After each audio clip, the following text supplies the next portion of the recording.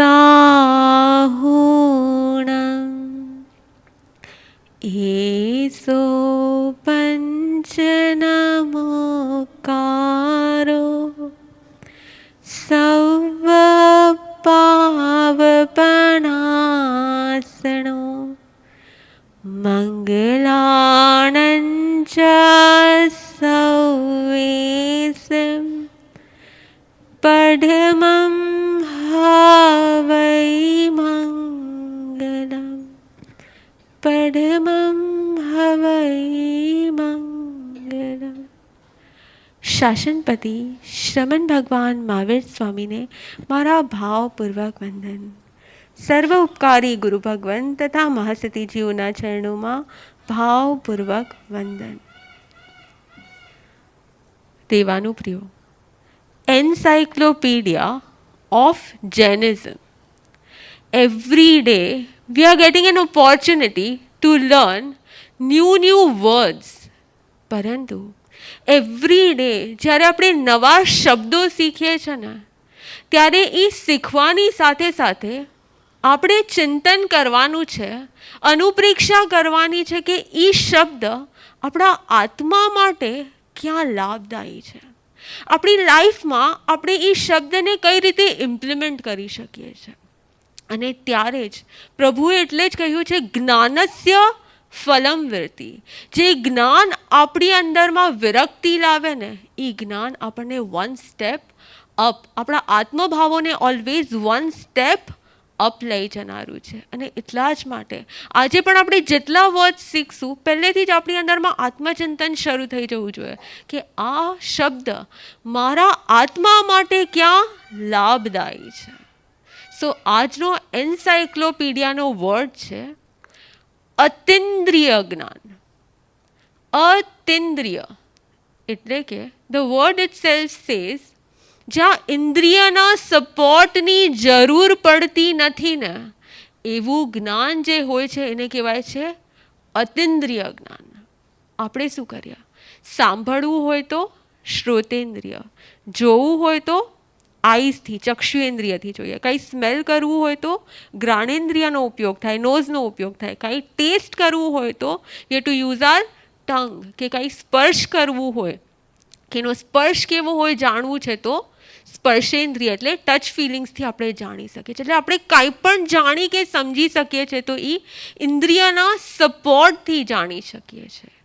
પણ ઇન્દ્રિયના સપોર્ટ વિના આત્માથી ડાયરેક્ટ જાણી શકે ને, એને અતિન્દ્રિય જ્ઞાન કહે છે. જ્યારે કેવળ જ્ઞાન પ્રાપ્ત થઈ જાય છે ત્યારે કેવળ જ્ઞાની પોતાની ઇન્દ્રિયનો ઉપયોગ કરતા નથી અને એ લોકો આત્માથી ડિરેક્ટ જોઈ શકે છે.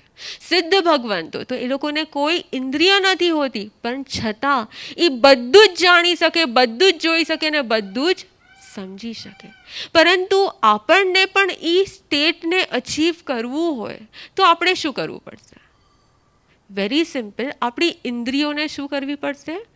શૂન્ય કરવી પડશે. આપણી ઇન્દ્રિયનો જે ઉપયોગ છે, જે અનાદિકાળની આપણી ચંચળતા છે, કંઈ પણ સારું દેખાય તો એને જોવાનું મન થાય, કંઈ પણ સારી વસ્તુ આવે તો એને શું કહે, એને સ્પર્શ કરવાનું મન થાય, કોઈ પણ નવો ફૂડ પ્રોડક્ટ હોય તો આપણને શું થાય, એને ટેસ્ટ કરવાનું મન થાય. પણ એ ઇન્દ્રિયોને જેમ જેમ ઉપશાંત કરવામાં આવે છે, જેમ જેમ પ્રભુએ શું કર્યું, તો 12.5 years સુધી ધ્યાન સાધના દ્વારા પ્રભુએ કર્યું શું હતું, તો સ્વયંની જે ઇન્દ્રિયો હતી ને, એ ઇન્દ્રિયના ઉપયોગને ધીરે ધીરે ધીરે ધીરે મિનિમાઇઝ કરતા ગયા. અને જેમ જેમ ઇન્દ્રિયનો ઉપયોગ મિનિમાઇઝ થતો જાય છે, એમ એમ આપણે કેવલ જ્ઞાનની સમીપ પહોંચતા જઈએ છીએ. આ બર્થમાં કદાચ આપણે કેવલ જ્ઞાન પ્રગટ કરી શકીએ એવી ક્ષમતા નથી, પણ આ બર્થમાં આપણે આપણી ઇન્દ્રિયોને શૂન્ય કરી શકીએ એવા યોગ, એવું મન, એવી ભાવનાઓ, એવી પ્રેરણા કરનાર ગુરુદેવ મળ્યા છે. તો આપણે શું કરવું જોઈએ? અતિન્દ્રિય જ્ઞાન, આ સબ્જેક્ટને સમજ્યા પછી અતિન્દ્રિય જ્ઞાન is a base to reach till કેવળ જ્ઞાન. એટલે અતિન્દ્રિય જ્ઞાન આપણે પણ પ્રગટ કરવા માટે વધારેમાં વધારે શું કરવું પડશે? આપણી ઇન્દ્રિયોની ચંચલતાને ધીરે ધીરે ઉપશાંત કરવાની છે.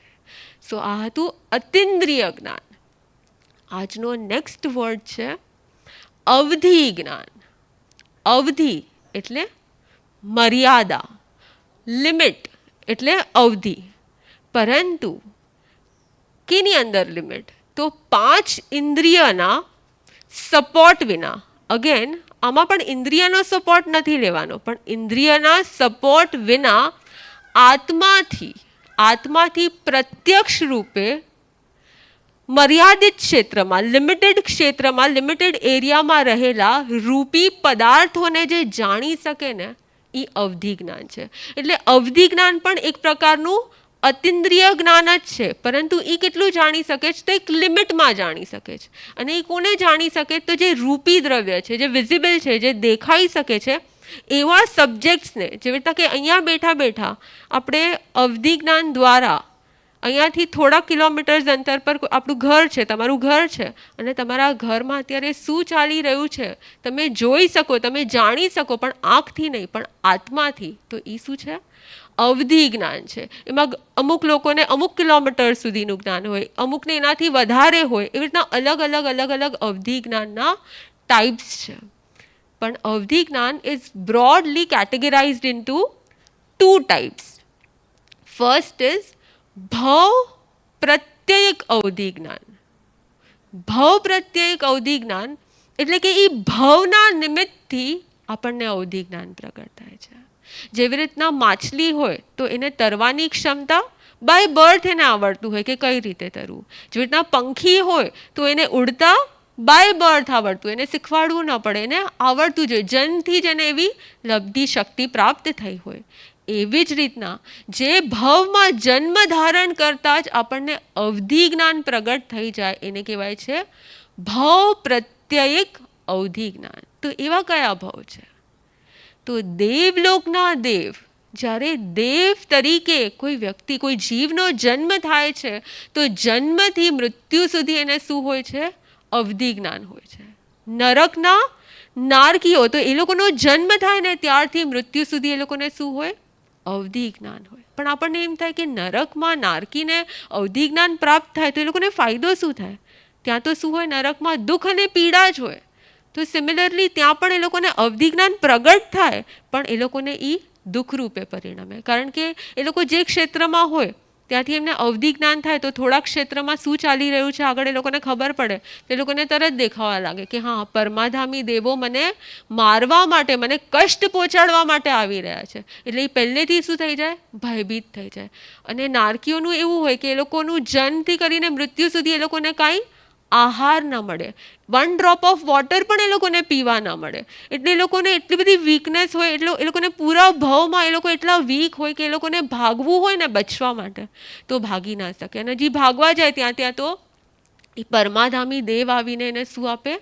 વેદના આપે. એટલે કે ત્યાં એમને અવધિ જ્ઞાન પ્રાપ્ત થયું જ, પણ એ અવધિ જ્ઞાન એની માટે શું છે? પીડા અને દુઃખનું કારણ જ બને છે. તો આ છે ભવ પ્રત્યયક અવધિ જ્ઞાન. એના પછી નેક્સ્ટ છે ગુણ પ્રત્યયિક અવધિ જ્ઞાન. એટલે અવધિ જ્ઞાન એના બ્રોડલી બે ટાઈપ્સ છે, ભાવ પ્રત્યયિક અવધિ જ્ઞાન અને ગુણ પ્રત્યયિક અવધિ જ્ઞાન. તો જે ગુણ પ્રત્યયિક અવધિ જ્ઞાન છે, તો એઝ ધ નેમ સેઝ આપણી અંદરમાં જેમ જેમ તપ, સંયમ, જપ, નિયમ, સાધના આ બધા ગુણોની વૃદ્ધિ થતી જાય ને, તો એ વૃદ્ધિ ગુણોની વૃદ્ધિના કારણે આપણને અવધિ જ્ઞાન પ્રગટ થઈ શકે છે. તો એને કહેવાય છે ગુણ પ્રત્યયિક અવધિ જ્ઞાન. એટલે કે આપણી અંદરમાં ગુણો જેમ જેમ ડેવલપ થાય એમ આપણને પણ અવધિ જ્ઞાન પ્રગટ થઈ શકે છે. તો આવું અવધિ જ્ઞાન કોને કોને પ્રગટ થઈ શકે? તો મનુષ્યને, ગર્ભજ મનુષ્ય એટલે કે આપણે સર્વ, અને સંજ્ઞી તિર્યંશ પંચેન્દ્રિય એટલે કે જેને 5 સેન્સીસ છે એવા એનિમલ બીન્સ, અને એવા એનિમલ બીન્સ જેને સંજ્ઞી એટલે કે મન છે. તો એવા એનિમલ્સને પણ અવધિ જ્ઞાન કેવી રીતના પ્રગટ થઈ શકતું હશે? એનિમલ્સ કઈ રીતે પોતાના ગુણોની વૃદ્ધિ કરી શકતા હશે? જો આપણે કહીએ કે કોઈ મંકી છે કે કોઈ એનિમલ છે કે કોઈ એલિફન્ટ છે, તો એને અવધિ જ્ઞાન પ્રગટ થયું છે, તો આપણને કેટલું આમ સાંભળતા જ શું થાય, આશ્ચર્ય લાગે કે કેવી રીતના થતું હશે. તો આપણે નંદ મણિયારની વાત સાંભળીએ તો એ નંદ મણિયારનો જ્યારે ફ્રોગના ભાવમાં જન્મ થયો હતો, તો એણે શું કર્યું હતું? છઠની આરાધના કરી હતી. તો જ્યારે પણ આપણે કોઈ પણ ધર્મ આરાધના કરીએ ને, જ્યારે આપણે હર્ષ અને ઉલ્લાસથી ઉત્કૃષ્ટ અહોભાવથી કરીએ ને, તો એ આપણી ડીપ મેમરીઝમાં વયું જાય, અને જે આપણી ડીપ મેમરીઝમાં વયું જાય ને, એ નેક્સ્ટ બર્થમાં આપણી સાથે આવે. એટલે કે જે તિર્યંજોએ પાસ્ટમાં ક્યાંક ધર્મ આરાધના કરી હતી, પણ કોઈક અસાધનાને કારણે એ લોકોનો તિર્યંજનો ભાવ થયો જ, પણ એ લોકોને ફરી યાદ આવી જાય. જેમ નંદમણિયાર જ્યારે ફ્રોગના ભાવમાં ભગવાન મહાવીર પધાર્યા જ નગરીમાં, યાદ આવતા જ એમને જાતિ સ્મરણ દાન થઈ ગયું, એમના પાસ્ટ એમને રિફ્લેક્ટ થવા લાગ્યું, અને એમને છઠ કરીને પ્રભુના દર્શન કરવા જવાના ભાવ થયા. તો એવી જ રીતના તિર્યંજ પંચેન્દ્રિય પણ શું કરી શકે? એ લોકો પણ તપસ્યા કરી શકે, પણ એ લોકો પોતાની મેળે જ પ્રત્યાખ્યાન પચખાંડ લઈ લે. એ લોકો પણ દેશવીરતી એટલે કે એ લોકો પણ શ્રાવક વ્રત ગ્રહણ કરી શકે, પણ એ લોકો પોતાની મેળે શું કરી લે? પચખાંડ લઈ લે. તો એવી રીતના તિર્યંચોની અંદર અને મનુષ્યની અંદર ગુણ પ્રત્યયિક અવધિ જ્ઞાન એટલે કે ગુણોને પ્રગટ કરી અને અવધિ જ્ઞાન પ્રગટ થઈ શકે છે. પરંતુ આ ગુણ પ્રત્યયિક અવધિ જ્ઞાન છે ને, એના અગેન 6 ડિફરન્ટ ટાઈપ્સ છે કે કેવા કેવા ટાઈપથી અવધિ જ્ઞાન પ્રગટ થઈ શકે.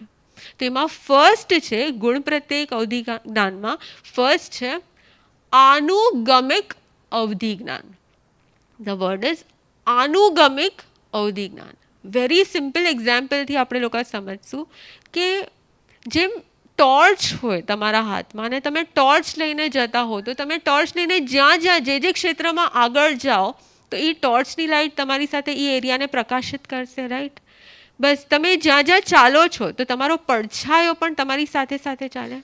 સિમિલરલી આ અવધિ જ્ઞાન જેને પ્રગટ થયું છે, એ જે ક્ષેત્રમાં આગળ જાય ને, જ્યાં જ્યાં જાય ને, એને બધા જ ક્ષેત્રમાં અવધિ જ્ઞાન રહે. એટલે સપોઝ એને આ ક્ષેત્રમાં અવધિ જ્ઞાન પ્રગટ થયું છે, હવે અહીંયાથી ક્યાંક 2 કિલોમીટર દૂર જાય છે, ક્યાંય પણ જાય છે, મુંબઈ પણ જાય છે, તો ત્યાં પણ એને અવધિ જ્ઞાન રહે જ છે. તો દેટ ઇઝ આનુગમિક અવધિ જ્ઞાન. It is like a torch light. Torch light જેમ જ્યાં જ્યાં આગળ જાય પ્રકાશ ફેલાવે, એવી રીતના આ અવધિ જ્ઞાનના ધારક પણ જ્યાં જાય, વર્લ્ડના કોઈ પણ કોર્નરમાં જાય, એને એ અવધિ જ્ઞાન રહે છે. સો દેટ ઇઝ આનુગમિક અવધિ જ્ઞાન. નેક્સ્ટ કયું છે? અનાનુગમિક અવધિ જ્ઞાન. અનાનુગમિક એટલે કે જેવી રીતના કે સ્ટ્રીટ લાઇટ છે, તો સ્ટ્રીટ લાઇટ એ પર્ટિક્યુલર એરિયાને પ્રકાશિત કરે છે, પરંતુ એ એરિયાથી દૂર જઈએ એટલે એ સ્ટ્રીટ લાઇટનો પ્રકાશ ત્યાં પહોંચી શકતો નથી. તો એને શું કહેવાય છે? અનાનુગમિક અવધિ જ્ઞાન. એટલે એવી જ રીતના જે ક્ષેત્રમાં સાધના કર્યાને કારણે અવધિ જ્ઞાન પ્રગટ થાય છે, એ ક્ષેત્રમાં અવધિ જ્ઞાન, એ જ્યારે એ વ્યક્તિ અવધિ જ્ઞાની વ્યક્તિ એ ક્ષેત્રમાં આવે ને, તો એને અવધિ જ્ઞાન પ્રગટ થઈ જાય. પણ એ ક્ષેત્રની બહાર વયા જાય ને એ વ્યક્તિ, તો એને અવધિ જ્ઞાન જે થયું છે એ શું થઈ જાય? વિલુપ્ત થઈ જાય. પછી એને એ અવધિ જ્ઞાન ન રહે. ફરી પાછો એ ક્ષેત્રમાં આવે તો એને એ અવધિ જ્ઞાન પ્રગટ થઈ જાય. તો એ શું છે? અનાનુગમિક અવધિ જ્ઞાન. આ બધું સાંભળીને આપણી અંદરમાં એક ચિંતન થવું જોઈએ કે પ્રભુએ કેટલું સૂક્ષ્મ જ્ઞાન આપણને કહી દીધું છે.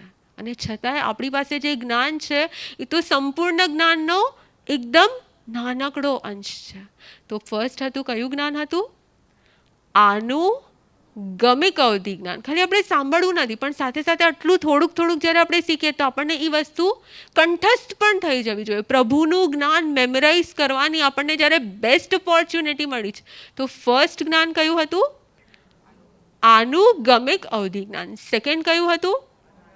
અનાનુગમિક અવધિ જ્ઞાન. પહેલું હતું ટોર્ચ લાઇટ જેવું ને બીજું હતું સ્ટ્રીટ લાઇટ જેવું. ઓકે. થર્ડ ટાઈપ ઇઝ વર્ધમાન અવધિ જ્ઞાન.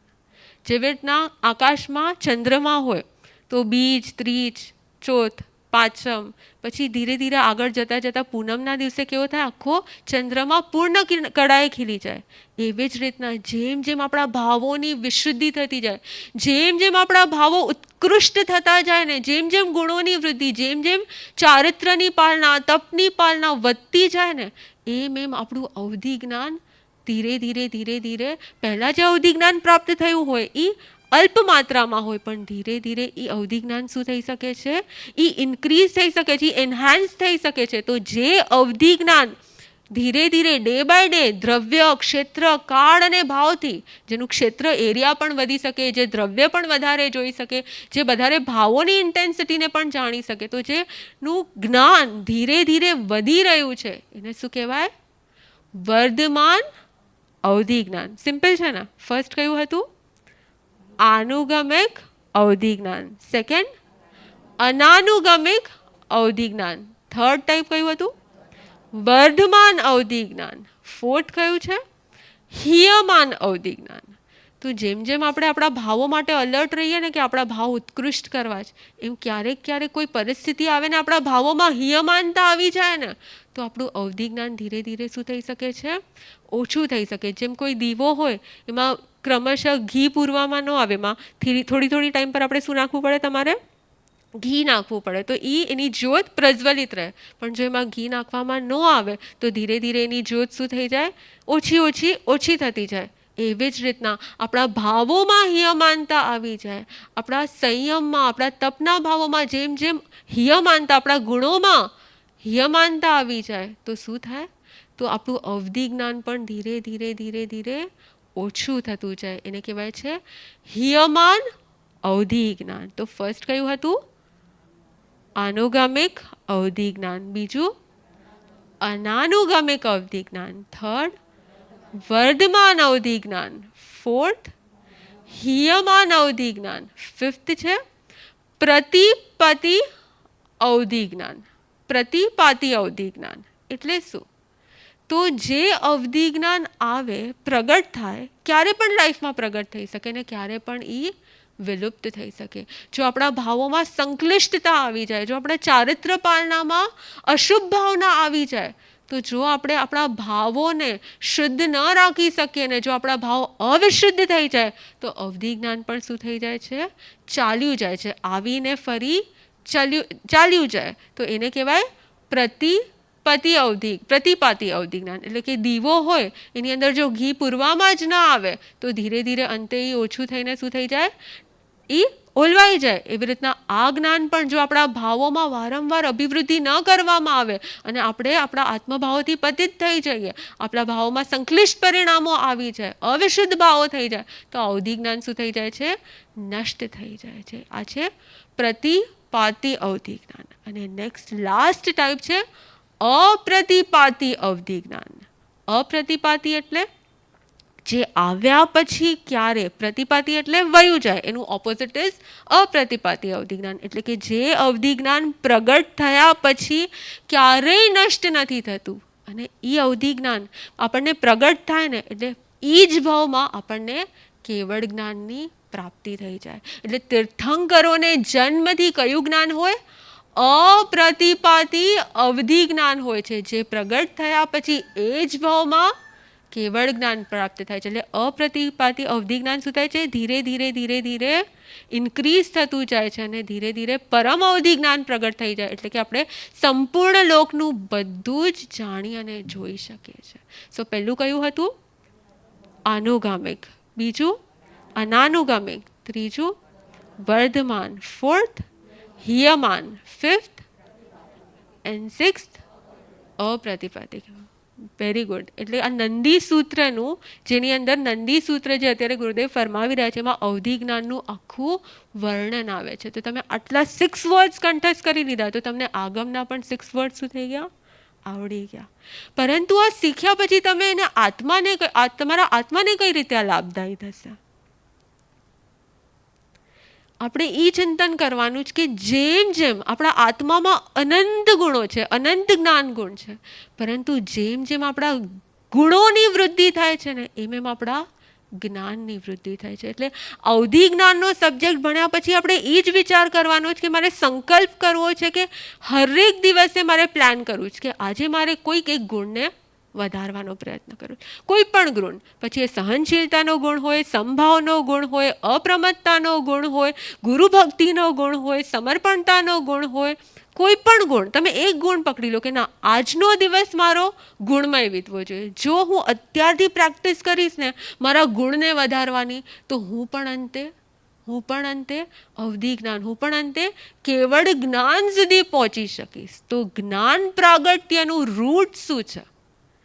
ગુણ પ્રાપ્તિ. એટલે આ અવધિ જ્ઞાન ચેપ્ટરને ભણ્યા પછી આપણે શું સમજવાનું છે કે જેમ જેમ આપણા ગુણોની વૃદ્ધિ થશે એમ આપણા જ્ઞાનની વૃદ્ધિ થશે. તો બસ આજના દિવસે ગુરુદેવના ચરણમાં એ જ પ્રાર્થના છે કે આ પ્રભુના દરેક શબ્દો સમજતા સમજતા આપણે પણ આપણા જ્ઞાન સાથે ગુણોમાં અભિવૃદ્ધિ કરીએ ને એ જ આજના દિવસની મંગલ ભાવના.